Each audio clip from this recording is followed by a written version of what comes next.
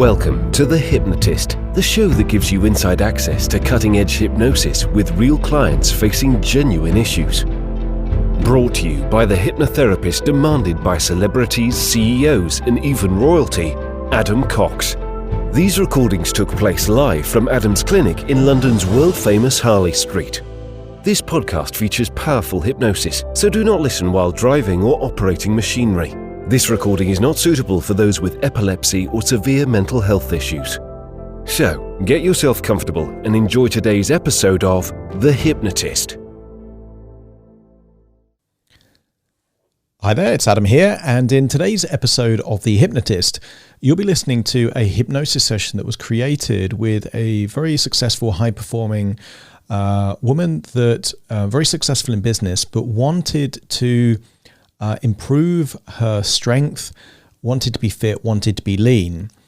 There was times in her life where she really felt that she was in that particular state. She had realistic expectations. She didn't expect to be as fit and strong as she was in her 20s, but she wanted to be a leaner, more fit version of herself for her current age. So what you're going to hear in this hypnosis session is a combination of two different things.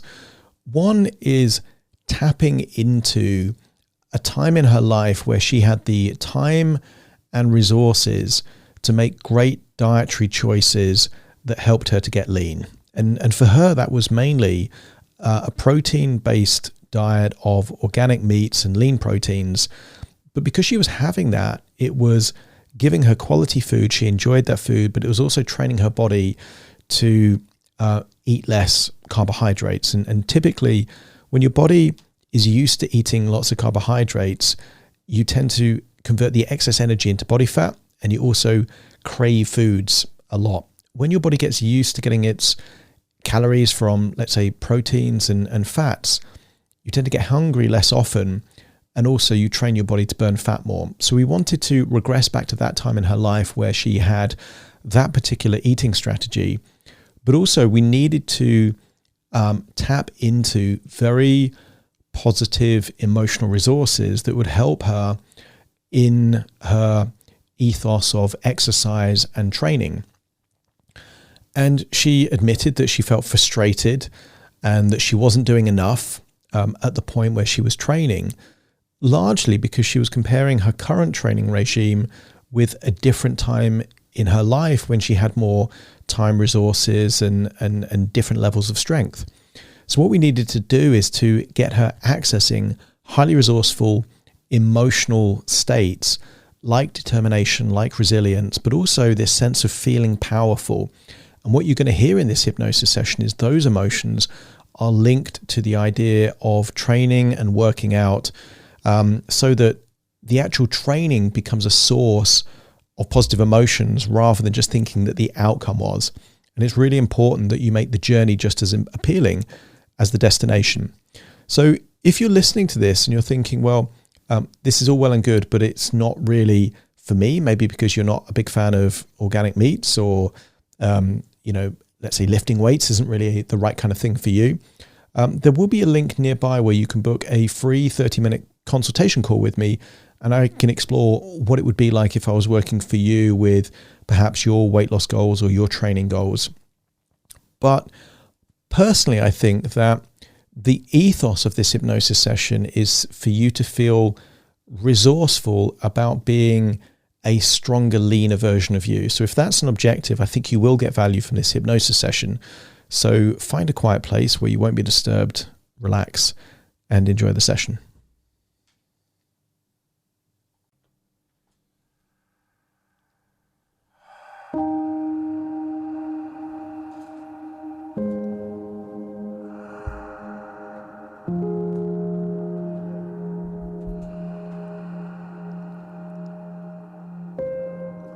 Take a deep breath in,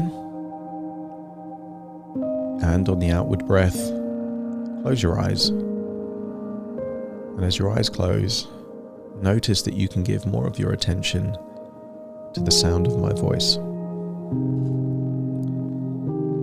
want you to breathe in a resourceful feeling of relaxation, and as you exhale, just get a sense that tension, stress, anxiety is leaving your body in your outward breath,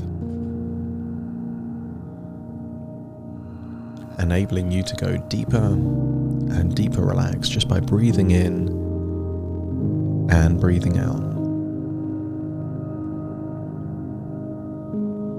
Notice that as you breathe in,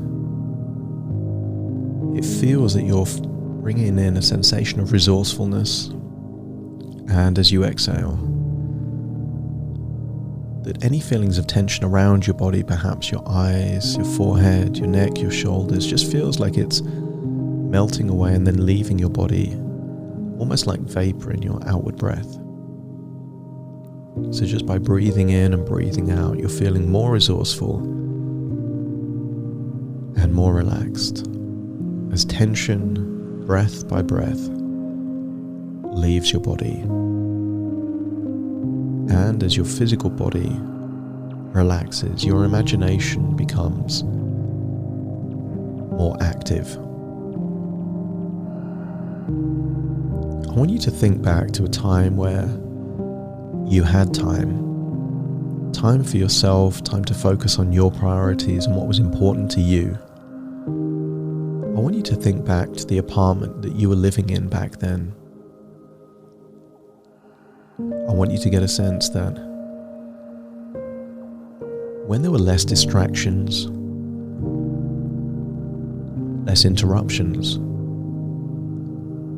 when you were in a good place, you were able to make good decisions.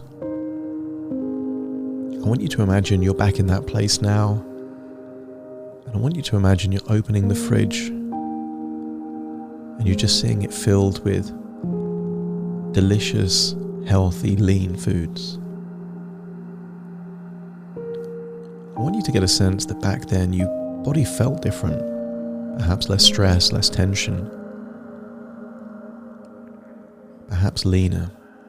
I want you to get a sense that in this moment you had access to resources that are still accessible to you now. I want you to find somewhere in this apartment that was the most comfortable, relaxing place to rest. Maybe a bed, maybe a chair, maybe a sofa. And when you found that place in that apartment, let me know by nodding your head. I want you to imagine placing yourself on that piece of furniture, positioning your body in a way that feels comfortable. And very soon I will count down from 10 to 1, and with each descending number you will feel 10% deeper and deeper relaxed. Starting to count 10, just focusing on the tension or any sensations around your eyelids, eyebrows, and around your eyes. As you breathe in that resourceful feeling of relaxation, then as you exhale, give permission to let go of that tension. Feeling all muscles around your eyes just relax. Now. 9. Now focusing on the muscles in your forehead. Muscles that you don't normally use. Muscles responsible for facial expressions like surprise and concern. But here in this moment, in this apartment, at this time, you don't need any of those muscles and none of that tension. So breathe in that resourceful feeling of relaxation. And again, let go of that tension. Feeling like you can really relax the muscles in your face. 8, focusing now on the muscles in your jaw, around your mouth and your nostrils. If your teeth are touching, there's too much tension. So as you breathe in, become aware of any tension. And that's it. 8, just release that tension now. Just feeling like the mechanics of your jaw are being oiled and loosened so you can release that tension now. 7, focusing now on the muscles in your neck and your shoulders. want you to use the power of your imagination to picture crystals of ice and imagine muscle tension in your neck and your shoulders as ice crystals infused in your muscles, making them solid.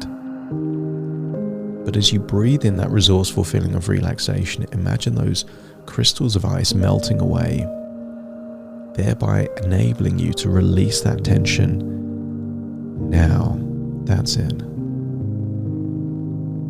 Neck and shoulder tension just releasing now, and feeling that relaxation 6 going all the way down your arms to the very tips of your fingers.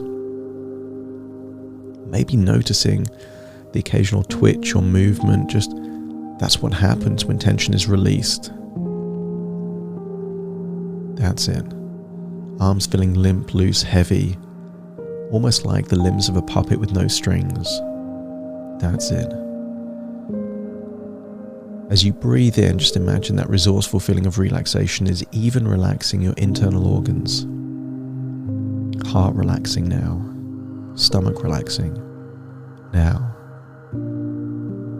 Lungs relaxing now. Even your diaphragm, that muscle responsible for hiccups and deep breathing, allow that muscle to relax now.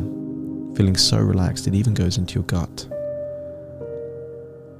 And sometimes what we feel is like anxiety is just twitches of muscles in our digestive system that can be released now. 4, that relaxation now spreading into your legs. Sit all the way down your legs. 3 and then 2. And I want you to imagine what it would be like to fall asleep in that apartment on that piece of furniture and drift inside your own imagination, accessing different memories. Now 1, feeling deeply relaxed, so relaxed in fact, that you can start to dream. It's just in your imagination this all is. But imagination is powerful. Imagination is the interface between your conscious and subconscious mind. In the same way that a screen might be the interface between you and the processing power of a computer, your imagination is the interface between your conscious and your subconscious mind, and a memory is just a form of imagination. I want you to recall a time when you were eating well. Imagine shopping for that organic meat, lean protein. Remember those delicious meals that you prepared back then. It wasn't a punishment. It wasn't undesirable to eat delicious, lean, healthy food. It was enjoyable. And maybe it was just 2 or 3 days where your body adjusted from a diet that had more carbohydrates to less carbohydrates. But when it made that adjustment, don't you remember how much better food tasted? Too much sugar and refined carbohydrates is like watching a movie with the brightness turned all the way up. You get a sense that something's there, but you can't really see what it is. And as you reduce the amount of carbohydrates and sugar in your diet, the brightness turned down, and you were able to get a true sense of how good food tasted. You remember those lean, organic meats, cooked the way you liked them. And by doing that, you were giving your body the ability to satiate the hunger, but you were giving your muscles those amino acids required, the building blocks of strength and cellular repair was given to your body so it could enable you to get stronger. And sometimes you complemented those lean proteins with healthy fats, the avocados, the oils, nuts. And in doing so, you gave your body a source of energy. But this energy wasn't like the carbohydrate newspaper on a bonfire that gives you a burst of energy and then it disappears. Energy that comes from proteins and fats is more like a log on a bonfire. It takes longer to catch light, but when it does, it gives you slow, sustained energy for hours and hours. But in doing so, you're training your body to understand that there are two different sources of energy. There is the energy that comes from the food that you eat, and there is the energy that you have stored on your body. Your body can store sugar as glycogen in your blood that just lasts maybe 2 or 3 days. Your body can store protein in your body, in your muscle cells. But the main source of energy that your body stores is in your body fat. And currently you have almost 50,000 calories stored there in your body, ready to be used, to put to use for incredible experiences and to make your life better and your body stronger. I want you to imagine how good you would feel if you accidentally discovered that you had a bank account with $50,000 in that you'd completely forgotten about. That would be a pleasant surprise. You could put that to have fun experiences and do fun things, and you have unlocked a bank account of energy that you'd forgotten about that has 50,000 calories of energy. There are millions of people around the world that don't have sufficient energy to really move, let alone exercise. And here you are with 50,000 calories of energy stored in your body fat cells. And as you eat more proteins and healthy fats, you're lifting the invisibility cloak over that source of energy. You are unlocking that bank account, making that energy usable for you. And what if you could use that stored body fat energy to do more exercise that in turn not only makes you leaner, but trains your body to be stronger too? The average 2-hour workout uses perhaps about 500 to 1,000 calories, depending on the intensity. And I wonder, with 50,000 calories,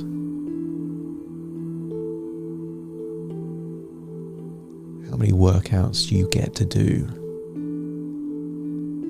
putting that stored energy to use? I want you to think back to a time where you were at your most determined. And it doesn't have to be related to exercise or fitness. You could be determined about a relationship. You could be determined about a business goal. You could be determined about anything, but I want you to think back to a time when you were at your most determined. And when you can recall such a memory, let me know by nodding your head. I want you to step into that body and feel how good it feels to feel determined. Because sometimes what it takes to feel determined is a barrier, a block, an obstacle. Because without that, determination is not required. Determination is only required when the road is difficult, when there are challenges.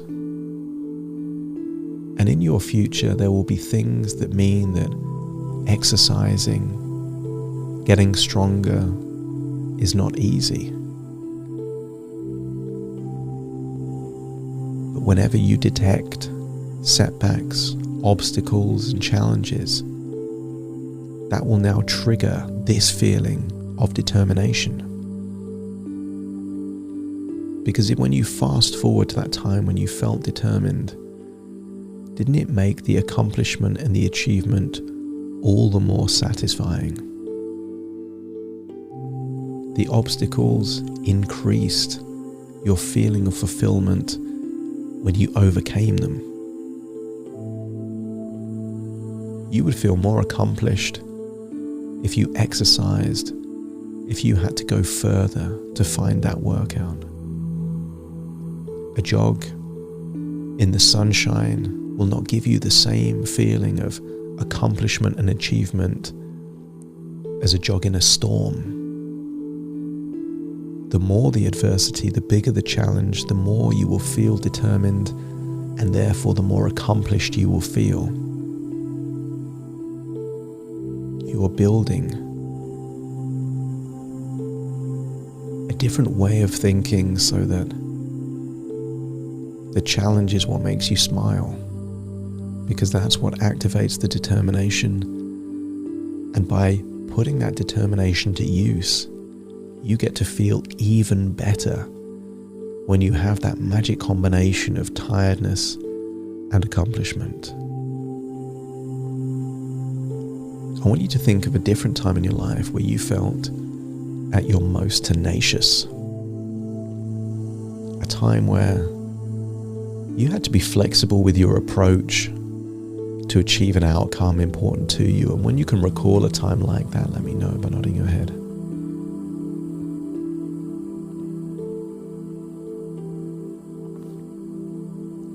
Find yourself back in that body, feeling how good it feels to feel tenacious, that tenacity.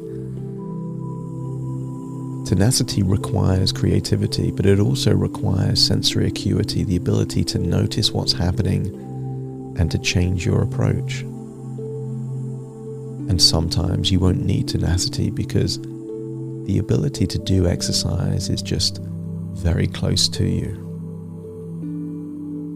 But there will be times where your first or second choice of getting stronger and leaner and more powerful just isn't there.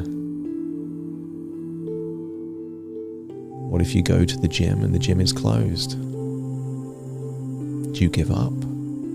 Or do you choose to go for a jog? If you go to the park and someone's using the equipment that you want, tenacity is choosing to do something different that still is beneficial for you. You are unlocking tenacity and determination, but also the ability to know which is more useful. When do you stubbornly pursue something no matter what gets in your way? And when do you decide to try something else that would give you even more benefit? And realize that it doesn't matter which one you choose, because both are beneficial, but they will each give different feelings of accomplishment when you do them. I want you to think of a time in your life that you felt the most powerful you have ever felt. Not power from a controlling perspective, but powerful from a sense of strength and empowerment, that you felt powerful, you felt in control of your life, you felt strong. And when you can recall a moment like that, let me know by nodding your head.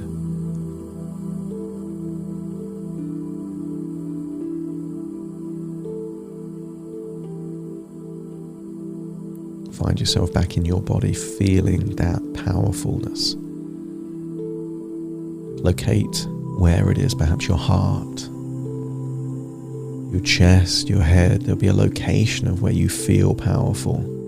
Expand that power, and then, while maintaining that feeling of power, imagine you are doing pull-ups.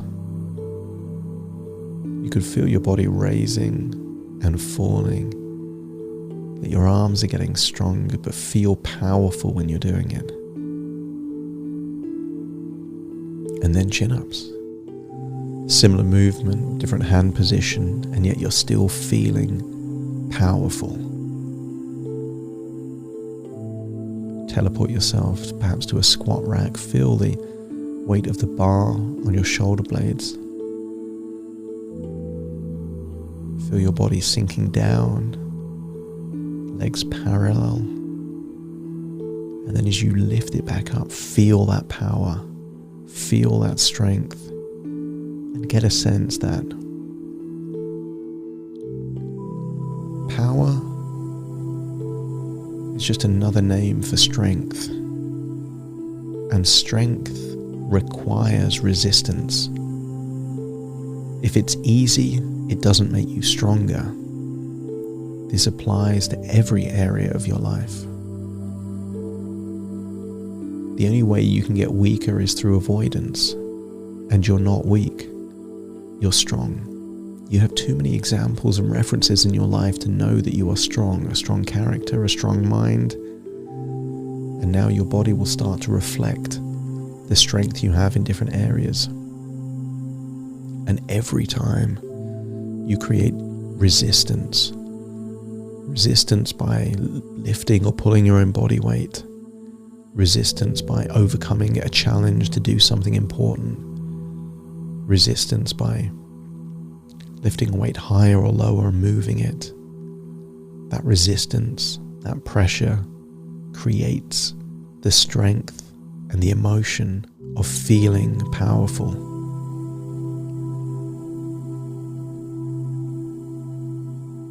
It's better to do something than not do something. And every time you exercise your body, you are either conditioning, toning, or increasing strength. You are exactly where you are right now. And while you can't change the past, you can change the present and you can influence the future. The more that you exercise, the better you will feel, and the more you are rewarding and giving a gift to your future self. You are unlocking all the resources to start a new journey.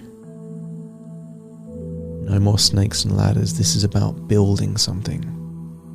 Building a strong body, a strong mind, a strong character. And don't be surprised if when you exercise more, completely unrelated areas of your life also improve. That's just what happens. It's impossible to improve one area of your life without it having a ripple effect into many other areas of your life. And if your unconscious mind is ready to improve all areas of your life by improving this one area of your life, let me know by nodding your head.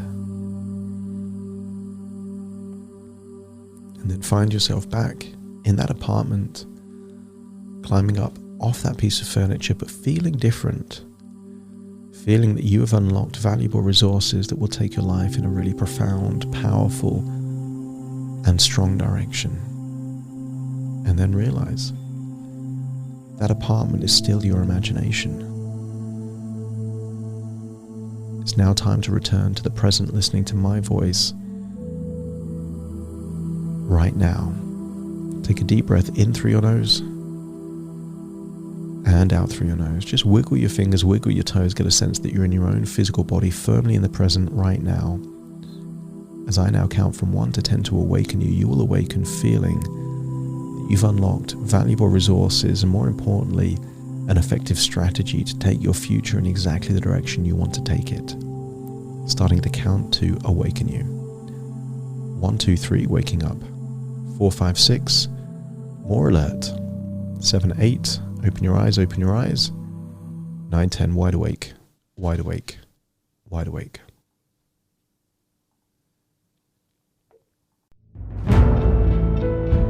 Thank you for listening to The Hypnotist with Adam Cox, the show that gives you inside access to cutting-edge hypnosis with real clients facing genuine issues. To automatically receive the latest episodes, please subscribe. If you'd like to support the show, please share this episode with just one friend you think it could help. And if this episode helped you, please leave us a 5-star review.